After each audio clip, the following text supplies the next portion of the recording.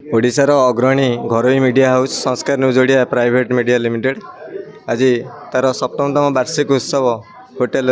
Royal Nataraj आज पालन करागला एवं महासमारोह में आज कार्यक्रम करागला। आम प्रथम अधिवेशन ले कविता पाठ करा जायतिला एवं द्वितीय अधिवेशन ले आमर कार्यक्रम आरंभ होता एवं ओडिशा रे थिबा समस्त प्रतिनिधि संस्कार न्यूज ओडिया रे काम करथुवा समस्त प्रतिनिधि माजे आज उपस्थित थिले एवं आज जो कार्यक्रम थिला आमर मुख्य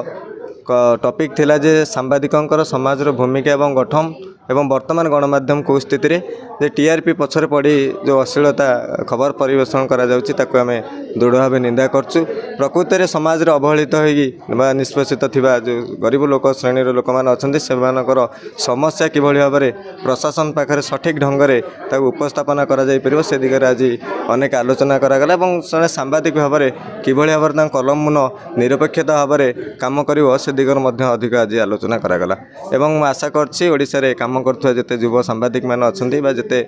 डिजिटल कथा हेउ बा वेब चैनल कथा हेउ बा पत्र पत्रिका कथा हेउ जे सांबादिक माने काम करछंती सांबादिक भाव रे समस्त गोटे अनुरोध जे निरपेक्षता भाव सांबादिक करंतु प्रकृत रे समाज रे घटुवा